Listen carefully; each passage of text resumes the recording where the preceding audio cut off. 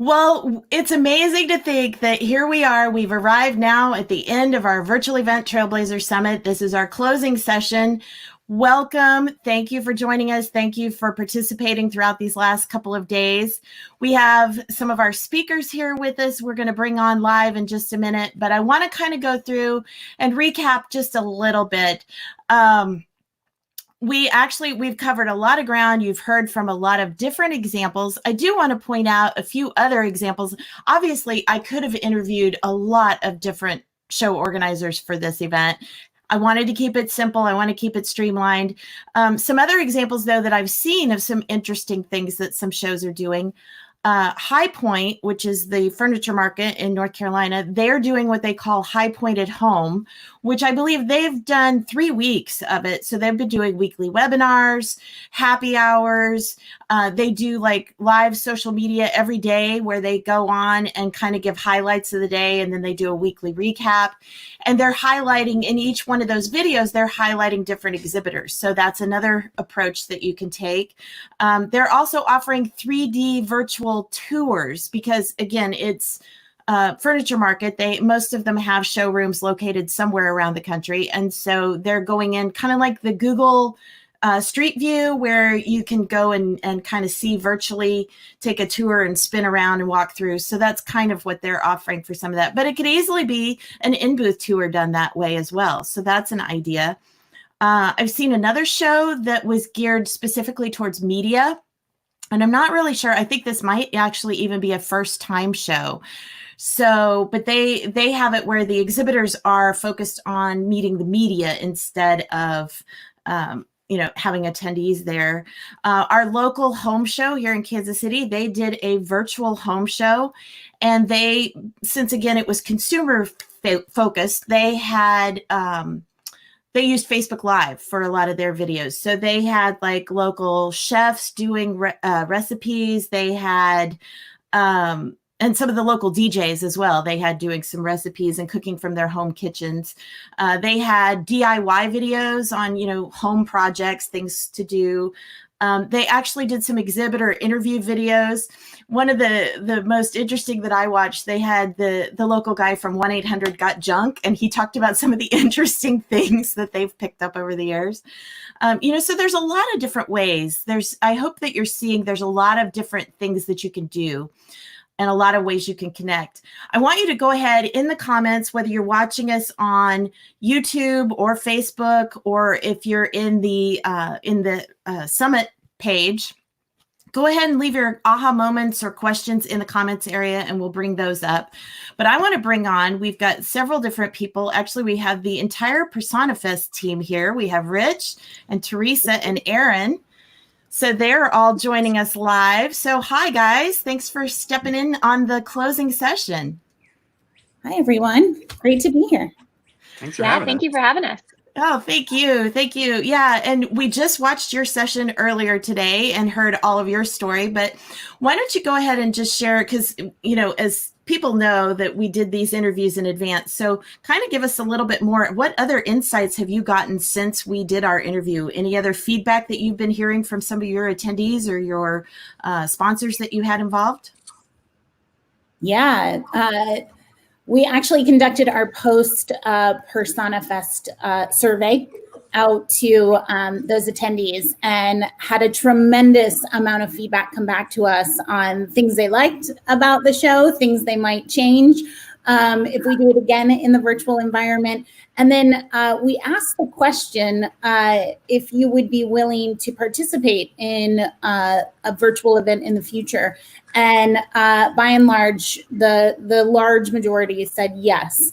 And then we went a step further and said, okay, if we did this as a hybrid, in person, and which city would you want to see it in? And then would you want virtual as a part of that? And most people were selecting a hybrid approach. So some understanding of what they'll be able to get from an in-person activity, and then, an opportunity to continue those conversations and experiences through those digital channels. So it's going to allow us to go back to the drawing board with our event strategy and get creative, maybe using some of the ideas that you just shared around creating fun experiences, how-tos with the content. That really helps put it into place for our attendees. Well, and I like how you mentioned that about the fun experiences, because we did hear a lot of examples this week of some fun ways that you can incorporate and make it more engaging. And I want to just kind of go back to what I said in the opening session about the 4 different categories of things. We've got the welcome back, which we all agree face-to-face is what we want to welcome back. The things that are maybe good for now, the things that we want to keep that we've learned during this time, and the things maybe we want to lose. So I know some of the things that I wrote down during that time, and then I want to hear what you guys have to say about your own personal event. But some of the things that are good for now that we heard was the flexible pricing, which, translates into a lot of cases as free for attendees. That's not sustainable, but that was something that was good for now. But the flexible pricing for both attendees and exhibitors, so kind of figuring out that pricing mode, we've got to get that set going forward. And then the whole idea of like building the plane as you fly it. I mean, we've all, even in this whole setting up this summit, I was pretty much just putting it all together as I went along. So that's something that, and all of you that I interviewed basically had a month or less pretty much to put everything in place. And going forward, those who are sitting in and watching this summit that have events in September or beyond, you've got this wonderful luxury, whether or not it feels like a luxury, of time. You have 2 to 3 months or more, if you're looking at how to incorporate for next year. So that's something that we've got going forward. One of the things that came up was getting to know people in their kind of away from work life. And kind of see, like, we're all seeing each other in our homes here or our at-home offices. So there's kind of that level of personal connection. And so, that's something that's been good for now, but maybe how can we tie that in and make that more authentic connection going forward? I think that's a good thing to consider. And then as far as keep it, the gamification, which you guys had several gamification engagement elements in your event. Those are great. The extended life of the content. Now, I know you did just your one weekend binge watching for your event, but some of the events are keeping theirs open for several months. So that's something else to look at. And then I thought John Toner's conversation about building a closer relationship with the exhibitors and the sponsors and having more of that personal relationship with them and ways to help drive traffic to them. I thought that was a really good idea as well. So I want to hear from you. Let's go to Rich first. What are some of your takeaways of some of the things that you feel like you really learned from this, you're going to keep, or maybe something that you're not going to keep for future? Yeah, I mean, it's funny again, too. I think there's a lot of things that we as organizers have talked about for many years. You brought it up, sort of that engagement. How do we engage folks year round? And it was on that to-do list, but because we've always successfully seen each other in person year after year, it just keeps, kept on the to-do list. And now suddenly that realization that maybe we're not going to see each other face to face. So how do we engage the community, not only before, during the event and after the event, it suddenly got thrust to the forefront. So I really think that's an exciting piece, because not only does that generate higher satisfaction for our attendees and our exhibitors, it really is going to be something that will help us better understand our event as we round each corner in the next year. We can see, based on our conversation, what are the topics, what are the things that people are really engaged about. So some, and the other thing I would say, the second piece that I've seen over the past 2-ish months is exhibitors finally realizing, I know it's weird. It's in some sense, it's been 2 months, 3 months, 2 days. Feels like 6 years. The longest march we've ever had. Yeah. But that exhibitors are also then realizing that, their online profiles and their digital, presence and their involvement to engage people at their booth now is even more important in the digital and virtual world. So I'm hoping that sticks long term as well. Well, and that's a good point. And I think that even as we pull back and move into, like you said, more of a blended environment where we've got the face-to-face and the virtual, finding ways to make that more of a interactive experience for the exhibitors, because there really is, and we're seeing that in the virtual environment, that there still are ways to engage and interact, and exhibitors are still finding value. Another thing that I wanted to talk about was the whole idea of getting the audience involved. And I know you did the survey as far as asking them like which cities they want to go to and how they want to be involved in virtual. But Teresa, talk a little bit more. Do you have any ideas about how you want to build your event next year and get more audience input? Oh, yeah. I was actually jotting down a few notes on the kind of keep it, yes. it, want it. And part of that keep it is how engaged our audience and attendees were in this event. You could see them participating in the polling and the chat all during the sessions. And we love that. We love seeing that interaction take place right there, right? And that's the thing we love about in-person events too. You can tell right away if an event experience is hitting the mark or if it's missing it, right? And so having that real-time feedback with our attendees through the virtual setting was really important to us. So we want to keep that, as Rich said, kind of that community feel to the virtual experience. Things I think we'll move on from the free component, as you mentioned. Look, it takes a lot of work to put these activities together, and a new skill set, even as we're moving into the digital space. And so whether we charge for the event and then perhaps give our content and our certification programs as part of the complimentary value that you get, or vice versa, where we maybe make the event complimentary, but the certifications and the content maybe is at a premium. So, we've got to figure out what that right mix is through that digital space. Maybe it's the in-person event has a fee, and then you get access to the digital content. So again, we've got to figure out and play with what that right mix is and what makes the most sense to our attendees and our client base. And then things I want. We attended an event earlier this month, and field marketing was alive and well in the digital space. It was really brilliant. One of the booth, experiences was producing a quarantini. Oh, I know, it's so fun. They hired a local bartender here in Austin, Texas, and he came up with a recipe for a quarantini, and he's a mixologist. So, he's, whatever you have on your shelf, and, he's shaking it. There was so much buzz about that booth, that at the conference, like so much buzz and so much social sharing and interactions, and, people sharing their own quarantinis as part of it. So that's the kind of fun, I think, experiences that we want to continue to build upon and create as we look at, setting up those hybrid in-person and digital experiences. Well, and those are some great ideas too, because I know you also included as part of your event, you had I can't remember if you called it a virtual happy hour or networking reception. What was the actual term you had? I think we called virtual it happy hours. Happy hour, yeah. Happy hours. So Erin, I'm going to let you take this one. Talk about how you're going to build in maybe, and you can also share your keep it, lose it, good for now list. But how are you going to try to build in some of this online engagement for the people who are having to attend virtually in future events?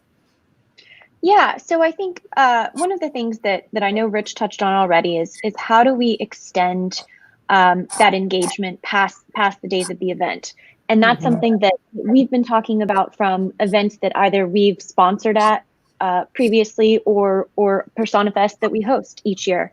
And so I think there are a lot of ways that we can continue to connect with people and provide opportunities for our sponsors, for our attendees to keep connecting with each other, even when it's not during that time that we're having the event, whether it's virtual, in person, or hybrid.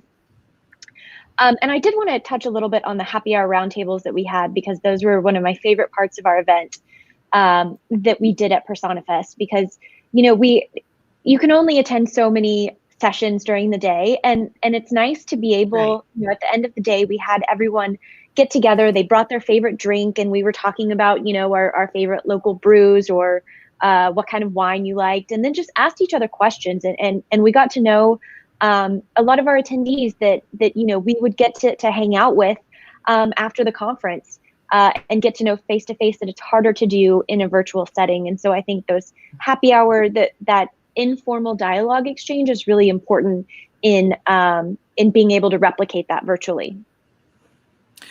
Well, and I think it's interesting too, because the whole idea of the virtual happy hours and the roundtables, like you said, there is software out there. I know one that I've heard about a lot, I haven't personally used, is Remo, where you can have rooms of 4.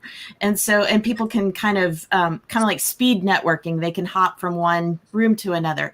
So those kinds of things of where you have those closer conversations, because let's face it, at a real event, a face-to-face event, sometimes those networking things are just totally like, you got the loud music and you're practically shouting at the person you're trying to talk to. So in some ways, the virtual side, it's a little bit easier to have a conversation. So, but it's been really interesting. And then another thing that I think too is, like, especially if you're going to have these roundtables or these little networking happy hours, it's a great opportunity for sponsorship, right? Exactly. So there are a lot of benefits and things that we can pull in.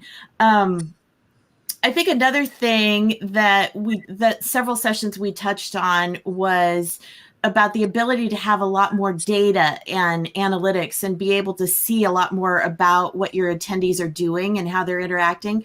So Teresa, you want to talk to us a little bit about how you've used some of the data that you've gathered from your event? Yeah, this is my favorite part about the digital space, is how much data you can collect as a event planner or marketer behind the scenes. Everybody has these little cookies that follow them around the internet and record your interactions. And that's no different when you enter in a virtual event ecosystem. All of that information about what sessions you're watching, what you're participating in terms of the chat, all gets recorded to that cookie behind the scenes. And that information gets then uploaded into usually a CRM database that then allows people like me to be able to curate and make sense and look for patterns in the attendee experience. So there's a tremendous amount of data that allows us to then inform our next year's decision making, if not sooner, as we put our plans together and in place. And like, did we attract a different audience, a different persona, a different attendee than what we would normally get? And how do we want to continue to engage them with some additional digital content at this time? I think an opportunity for the sponsors too is to be able to collect that information of who's visiting the booth, who's spending a lot of time, who's returning if it's a multi-day conference, who's returning to the booth, who's downloading the marketing collateral. Even though they might not have set up a meeting, these are all signals and cues that you can continue to leverage as part of your ongoing outreach as a sponsor. And then again, these are all digital footprints that allow us to connect even further. So having a presence on another website as a sponsor helps to boost my SEO, my search engine optimization, and my ranking too. So, there's an opportunity then to extend not only the value of the in-person attendees and their experience, but then also the reputation of that company and that backlinking that search engines love so much. So it's a little bit more of the technical side of the benefits of sponsoring the digital space, but all of that information and all of that signals and attribution are incredibly important to event planners and marketers as they continue to curate really impactful experiences for attendees and their clients moving forward. Well, and that is so true that you've got so many pieces of data available to you in the digital realm. I mean, you were talking about even exhibitors knowing who's coming back. In a traditional face-to-face booth, you may swipe a badge once, but you don't necessarily know that that person came back 2 or 3 other times or talked to somebody different or whatever. So it is really interesting to be able to see, as you said, the digital footprint of how everybody is interacting. So another thing that I think is really important, we talked about on several of the sessions, we talked about speakers and sessions and how shorter is better and fewer is better. Because, some of the online conferences I've seen, they have like 100+ speakers in 3 days, and it's overwhelming. I mean, even if you're sorting them out into tracks, it's still just overwhelming. So talk a little bit, Erin, let's go to you. How are you going to do your next year when you go to the face-to-face with the online component? Are you going to try to put up all your sessions? Or are you going to pick and choose, or have you even thought that far out yet? We're still figuring that out. I think there are a couple different schools of thought. When we first pivoted this year to a virtual conference, we had previously built out kind of complex tracks that laddered up to topics or areas of interest that people would be focused on. But when we moved to a virtual conference, we decided to simplify everything a little bit and more closely align some of our tracks to specific products. And we did hear some feedback that people were really that they liked that, and they were able to more easily navigate some of those tracks because they knew, well, I use this product, and so this is going to be relevant for me. A downside of that is that you may not be going to things that are of interest to you because you don't use that product. So it's sort of a balancing act. I think one thing that we will probably bring in next year is looking at, we were able to leverage the data for our most attended virtual sessions, and then now we're bringing those into on-demand sessions on our site, and we're creating assets that break those out into smaller pieces. So we're saying, there was a lot of interest here, let's do a deep dive into that. And so maybe we could do that next year, where we have, our in-person event is talking about a particular topic, but then if you really like that event in person, then you can go and do some deeper learning on that virtually. Smart. There are a lot of different options. Smart. I like that. Using it as an intentional enhancement of the face-to-face rather than just copying what you're doing. I think that's a great idea. So I want to just one other thing, just kind of talk a little bit more about on the exhibitor side. Rich, I'm going to let you take this one, talking about some of the other things that you have been able to use to enhance that experience for them.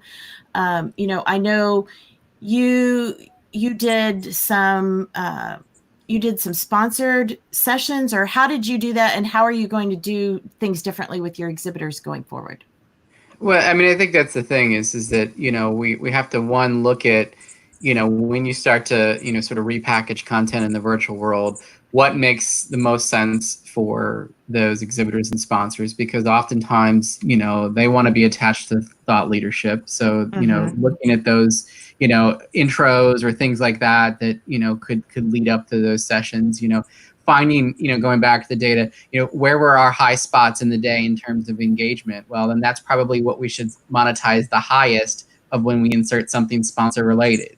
And, and that's the nice thing about, I hear a lot of clients going, what are the metrics? What are the, and no one really has any yet. This was the first year I think everyone has done or is going to do a virtual event. So it's hard to do those things. But, now looking back, there are definitely some spots where we could say, this would be a great spot to put a sponsor because we had everybody that signed up, or, 80%. So those are the things that, data will help, I think, drive the sponsorship.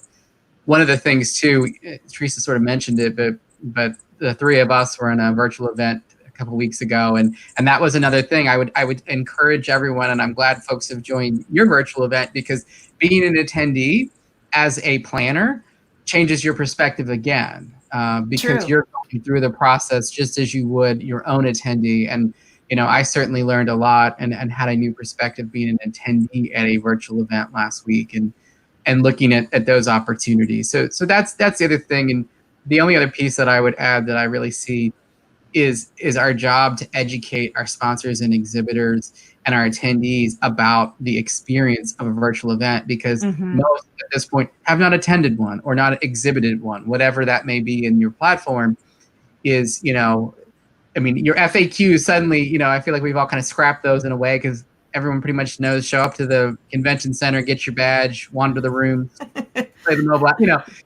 You can almost do it blindly and know what to do. But in a virtual world, how it plays out over days or weeks or minutes, or those are the things that suddenly people don't know what to do and how to do it and when to do it. And I go back to, we almost have to be storytellers in the virtual world, because you can follow mass crowds in the convention center. Wait, there's a big group moving to that big hall. That's probably where I should go. In the virtual world, there isn't anyone to follow. So being storytellers and preparing everyone for the experience and how to partake and how to consume and what that is probably the biggest lift I think virtual event planners have to do for their virtual events. Really prepare, because even us going to this virtual event, we were all anxious to get the email to let us in and to what to do and when to log in, and we were all kind of that same angst. So I would encourage, and again, I'm glad folks joined this one, because being an attendee changes your perspective.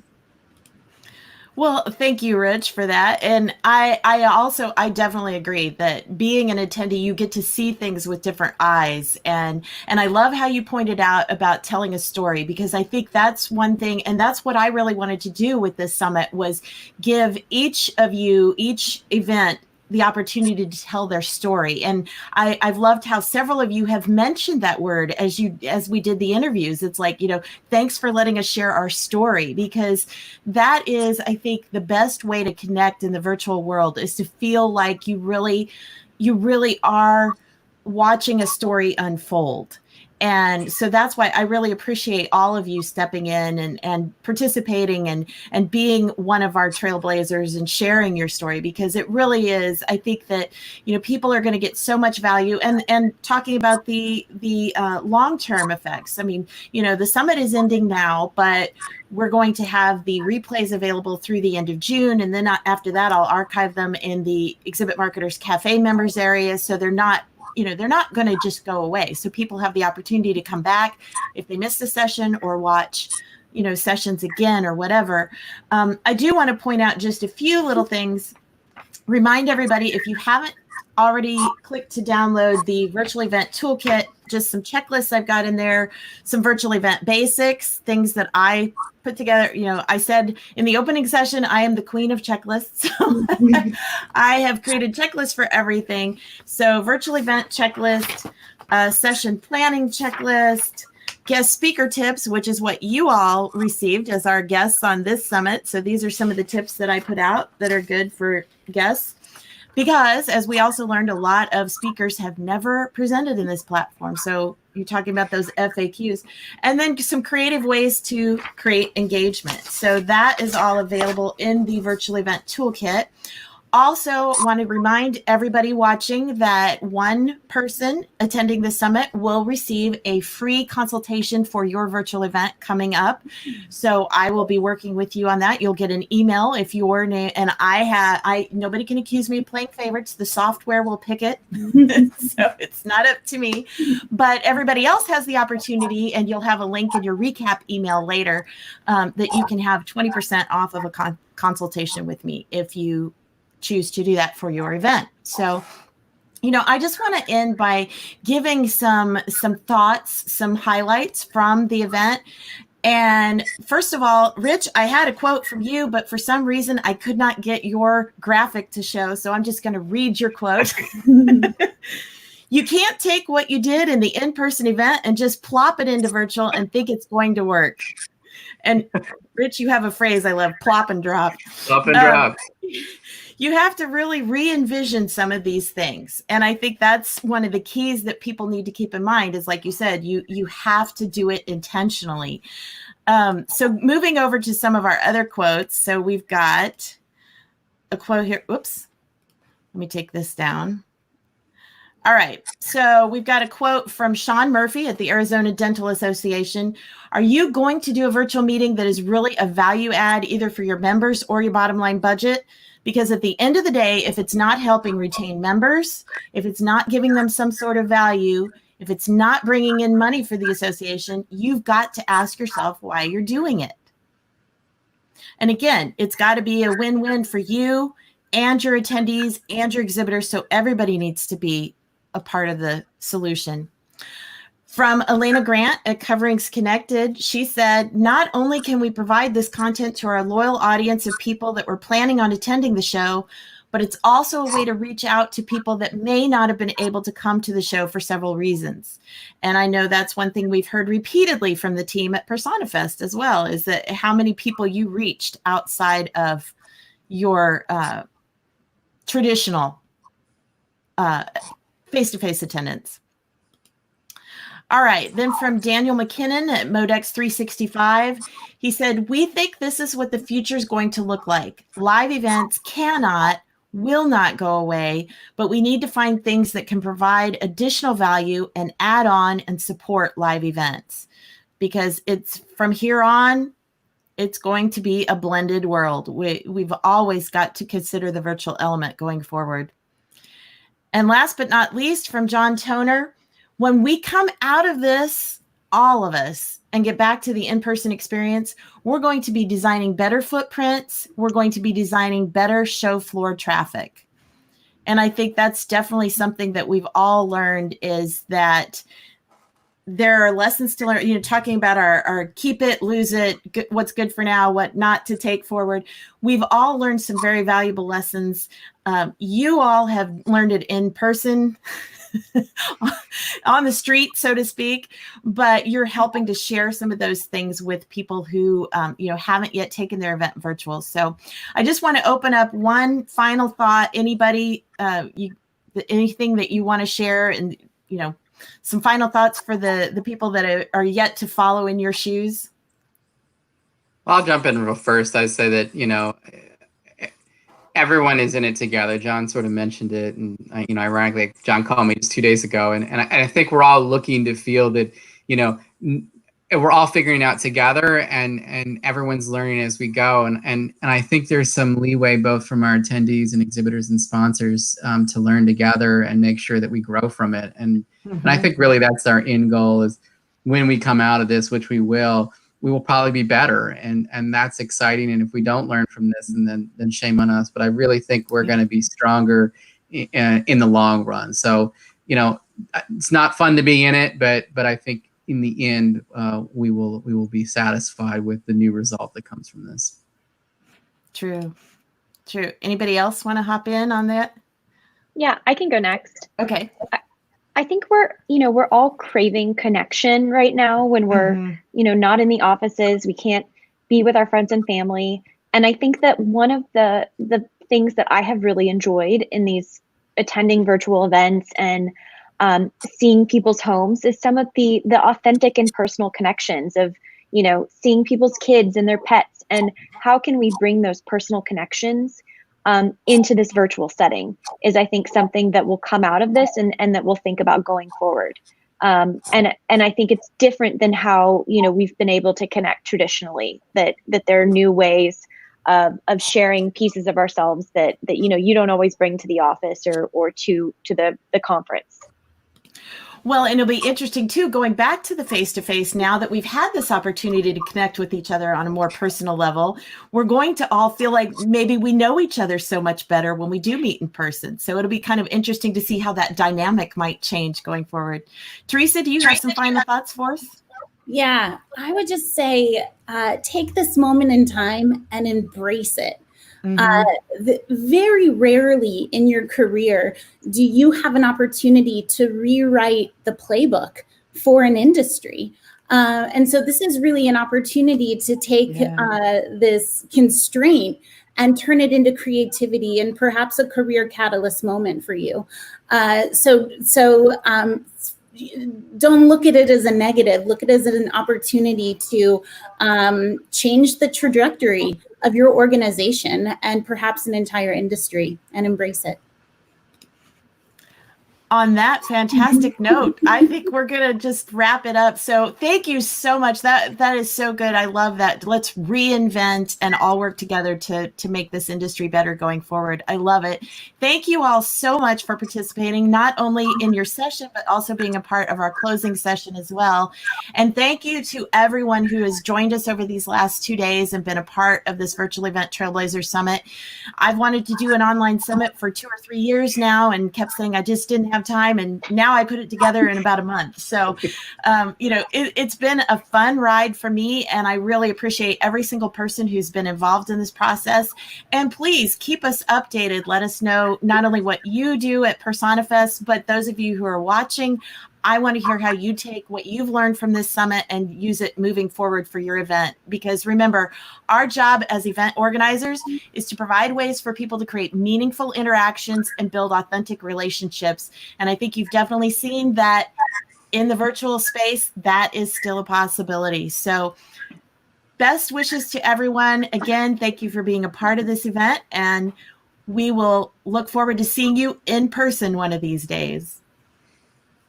Thanks all. Cheers. Thanks. Thank you for having us. You're welcome.